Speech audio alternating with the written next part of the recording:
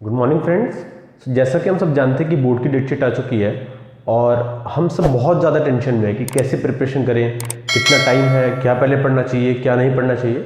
सो आज हम क्या सीखेंगे कि भाई किस तरह से हम अपने टाइम को डिस्ट्रीब्यूट करें कि हम उसका बेस्ट यूज़ कर पाएँ और एग्ज़ाम में अच्छा स्कोर कर पाएँ। ठीक है, सो आज how to prepare for exams.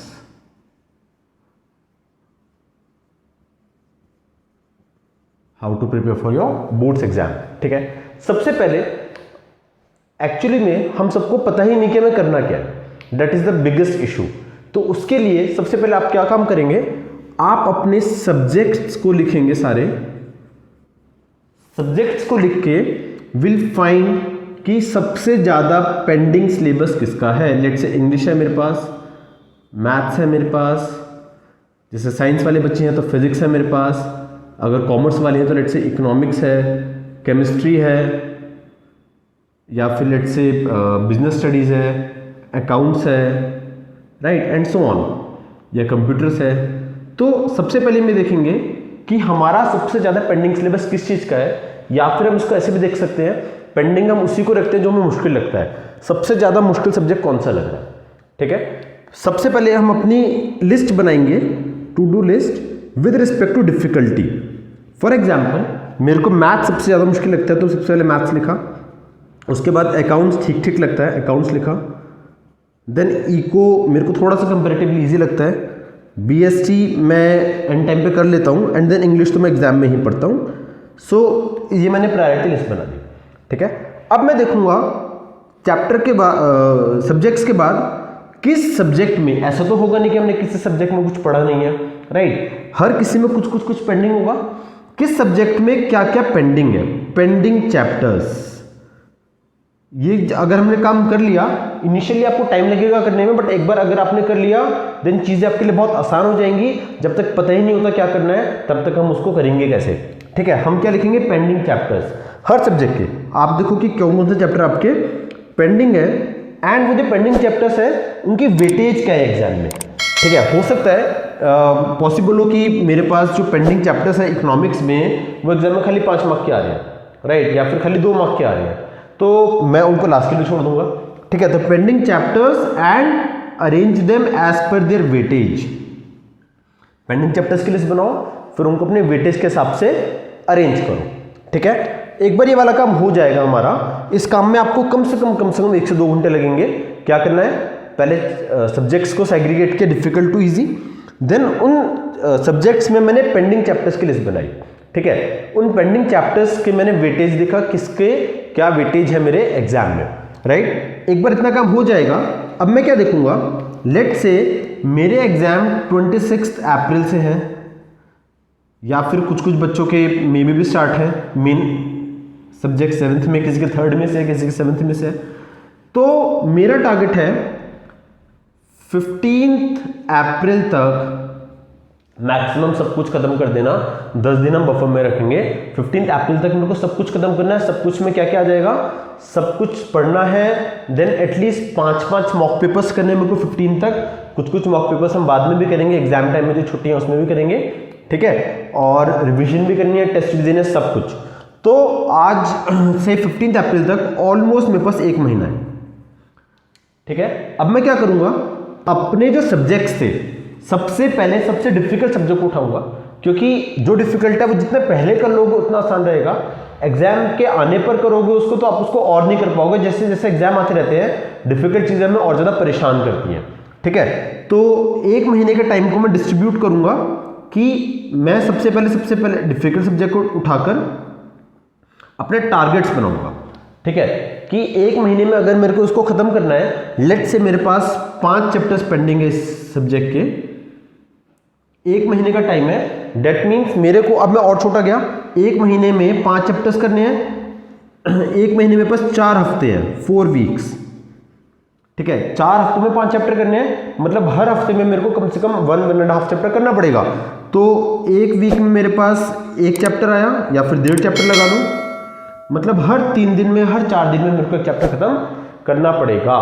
अब मैं 4 दिन में चैप्टर खत्म करना चाहता हूं, तो मैं क्या करूंगा, एवरेज टाइम होगा ऑब्वियसली, क्योंकि 5 चैप्टर्स हैं, सारे बड़े नहीं होंगे, सारे छोटे नहीं होंगे, तो मे भी कोई चैप्टर आपको ज्यादा टाइम ले ले, कोई चैप्टर आपको कम टाइम ले, ठीक है। बट मेरा टारगेट क्या रहेगा, एक वीक के अंदर मेरे को अप्रोक्सीमेटली 1 से 1.5 चैप्टर खत्म करना है, ठीक है।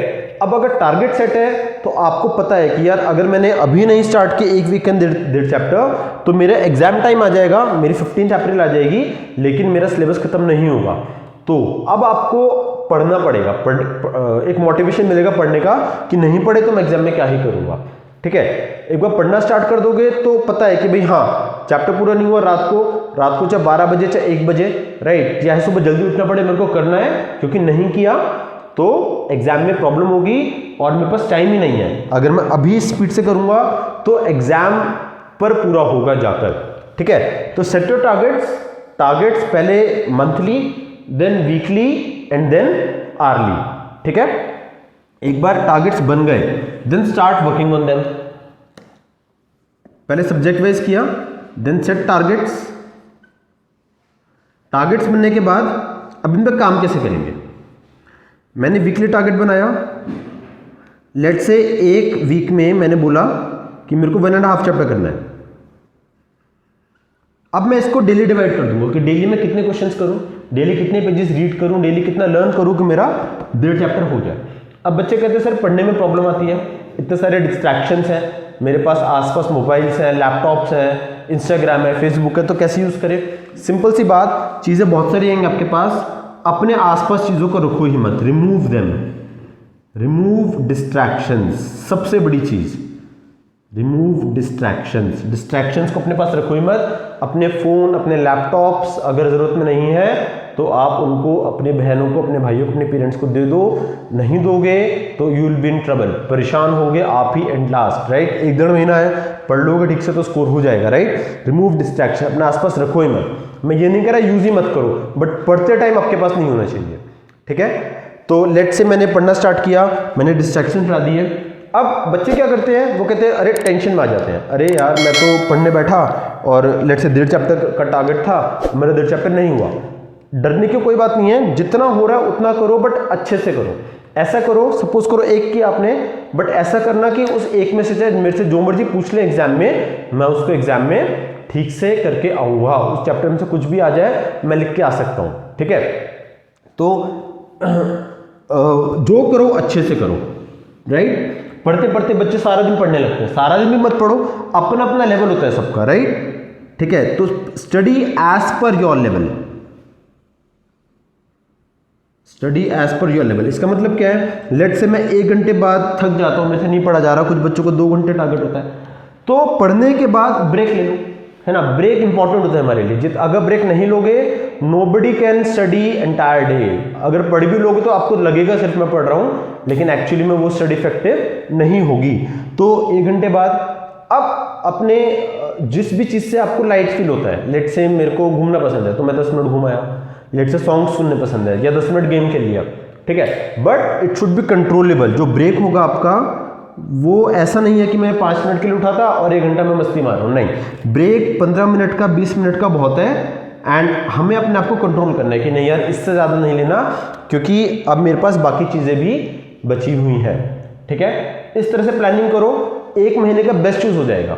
होगा क्या, जब आपके पास चीजें होंगी टू डू लिस्ट में, आपने जो टू डू लिस्ट बनाई है, जैसे जैसे चीजें होती रहती हैं वैसे वैसे इन पर टिक लगाते रहो।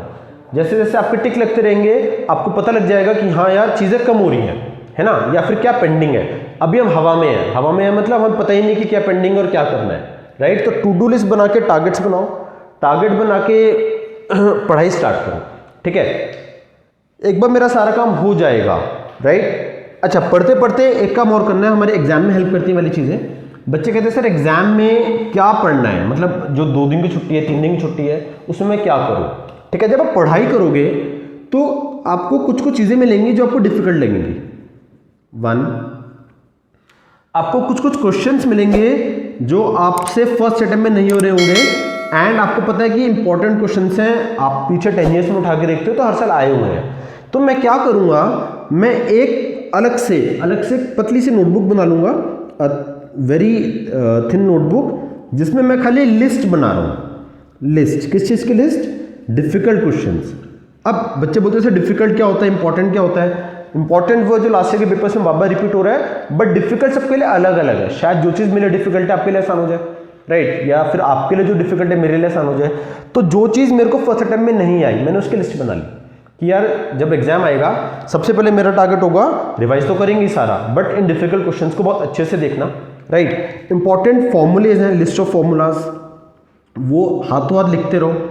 जितना लिखते रहोगे उतना एग्जाम में हेल्प मिलेगी। छोटी छोटी चिट्स बना लो जिसमें हम फॉर्मूले लिख रहे हैं, उनसे क्या होगा, मैं जब खाली बैठा हूँ, मैं जब घूम रहा हूँ, मैं ट्रैवल कर रहा हूँ, राइट, तो उस नोटबुक को, उन चिट्स को मैं देख सकता हूँ, एक बार रिव्यू हो जाएगा चीज़ों का, ठीक है। एक बार पढ़ाई स्टार्ट हो गई अच्छे से आपकी, आपने नोटबुक बना ली, डिफिकल्ट चीज़ों की लिस्ट बना ली, फॉर्मूलाज की लिस्ट बना ली, देन चीज़ें आपके लिए बहुत ईजी हो जाएंगी। एक बार पूरा हो गया, सबसे इंपॉर्टेंट चीज़ मैं करूँगा सैम्पल पेपर्स। सैम्पल पेपर करे बिना एग्जाम में स्कोर करना बहुत मुश्किल होता है, ठीक है। एक सैम्पल पेपर मेरा पूरा सिलेबस रिवाइज करवा देता है, एक सिंगल पेपर, राइट। तो करना क्या है, सैम्पल पेपर की आज एक, उस पेपर को अपने टीचर को दे दो और बोलो सर इसको चेक करो, right. And checking should be strict checking, ऐसा नहीं है कि यार घर में कर रहे हैं तो नहीं। पेपर भी आप कैसे करोगे, जैसे प्रॉपर एग्जाम में करते हो, 2 आवर्स का टाइम में 2 आवर्स ही लेने हैं, चाहे जितना मर्जी हो। जैसे नीटली एग्जाम में करते वैसे ही नीटली घर पे करोगे, है ना। सैम्पल पेपर्स करके टीचर को चेक करवाया, टीचर से अपनी वीकनेसेस पूछी, अब उन वीकनेसेस पे काम किया, राइट। उस चैप्टर को दोबारा किया, उन क्वेश्चंस को दोबारा किया, राइट, एंड देन अगला पेपर किया। Then I did the sample paper किया, चेक कराया, चेक करा के वीकनेसेस पे काम किया, then I did another paper. आप अपने आप देखोगे पहले पेपर से सेकंड पेपर तक आते आते कम से कम 20% मार्क्स इंक्रीज हो जाएंगे, कम से कम बता रहा हूँ 20%, राइट। तो अगर आपने ऐसे 10 पेपर कर लिए या इवन 5 से 7 पेपर कर लिए तो एग्जाम में हमें पैनिक नहीं लगेगा। होता क्या है, जो गलती हम एग्जाम में करेंगे वो गलती हम घर में करके छोड़ देंगे, राइट, जिससे हमारे एग्जाम में बहुत ज़्यादा हेल्प मिलती है। हमें ऐसा लगता ही नहीं कि हम एग्जाम देने आए, क्योंकि हम सेम एग्जाम घर पे 10-10 दे चुके हैं, राइट। तो सैम्पल पेपर्स हर सब्जेक्ट के करने हैं, या फिर जो आपको मुश्किल लगता है या जिसमें आपको पेपर छूट जाता है, जैसे मैथ्स है, अकाउंट्स है, फिजिक्स है, केमिस्ट्री है, पेपर जरूर कीजिए एंड पेपर्स करके अपने टीचर से चेक जरूर करवाइए, ठीक है। तो अगर आपने इन टिप्स को फॉलो किया, पूरी श्योरिटी है कि आप 1 महीने का अच्छे से यूज कर पाएंगे। छुट्टियों पर डिपेंडेंट मत बैठना, राइट। कुछ बच्चे कहते हैं अरे यार मैथ्स में तो इतनी छुट्टियां, हम उसी टाइम पढ़ लेंगे, या फिर साइंस में इतनी छुट्टियां हैं, केमिस्ट्री में इतनी छुट्टियां हैं, उसी टाइम पढ़ लेंगे। नहीं, छुट्टियों में अगर डिपेंडेंट होकर बैठ गए तो उस टाइम पे कुछ भी हो सकता है, भाई मैं बीमार पड़ गया, कुछ भी प्रॉब्लम है, राइट। तो मेरे को क्या करना है, पहले से तैयारी करके रखनी है। छुट्टियों में खाली रिवीजन होती है, आप नई चीज़ नहीं कर सकते, ठीक है।